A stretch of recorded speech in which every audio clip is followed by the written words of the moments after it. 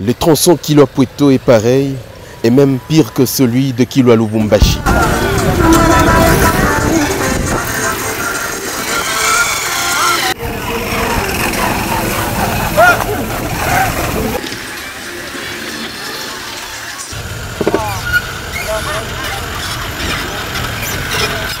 Malgré l'état aussi indigne que présente cette route, disent la nationale numéro 5, le couple Katumbi s'est rendu au village lukonzolois pour prendre part à la célébration du dimanche de la Pentecôte, ce 19 mai 2024.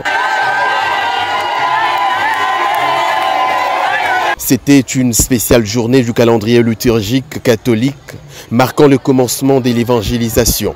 Un parcours de guerrier pour le chairman qui devait parcourir d'autres kilomètres pénibles et désastreux qui l'attendaient tranquillement pendant le retour vers la résidence de Moulonde où il séjourne.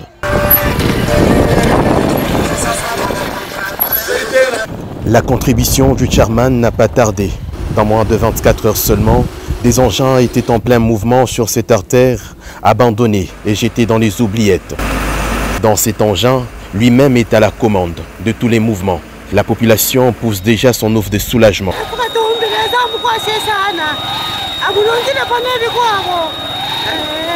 Juste la volonté. Voilà finalement l'image que présente une bonne partie de la route pour l'intérêt de tous les Congolais. Vous savez, le gouvernement a oublié nos routes. Quand je suis venu ici, hier je fais pour 4 heures pour 10 km. Vous vous rendez compte, avec une Jeep, 4 heures pour 10 km. Et aussi les gens qui vont en moto, parce que j'ai essayé aussi avec la moto, c'est difficile. Il vaut mieux marcher à pied sur des routes pareilles, parce que ce n'est plus possible.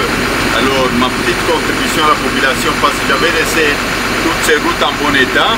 Le bus faisait Lubumbashi jusqu'à Kasongo, dans le Maniema, et jusqu'à Uvira.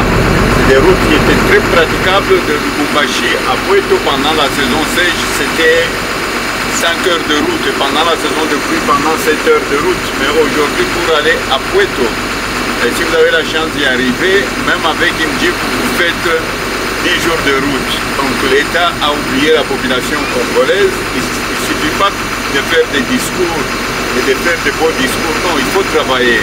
Le social va mal. Il n'y a plus de route, il n'y a plus d'infrastructure, il n'y a rien qui marche. J'étais parti en exil parce que j'étais en train de combattre le changement de la Constitution. Dieu merci, je voudrais sincèrement dire merci à la population congolaise qui m'avait soutenu. Et nous devons être très vigilants. Je suis allé en exil, c'est parce que je voulais l'unité du pays. Et cette constitution a été votée à 86%. Quand les gens vous disent non, c'est à cause de la constitution que ça ne marche pas, c'est un gros mensonge. C'est parce qu'on veut tripatouiller les choses. Et personne n'a le droit de toucher à cette constitution. Nous allons nous mettre debout pour dire non. Rien ne marche au pays, c'est le social. On devait augmenter les salaires de nos militaires, on devait augmenter les salaires des enseignants, on devait quand même quadrupler leurs salaires. Nous avons des ressources dans notre pays. Si on diminue les trains de vie de l'État, aujourd'hui, quel est le salaire des députés? On se moque de qui? On se moque du peuple congolais. Ça y est, au moins la population vivra dans les conditions qu'il faut à partir de Moulonde jusqu'à Lukonzoloa.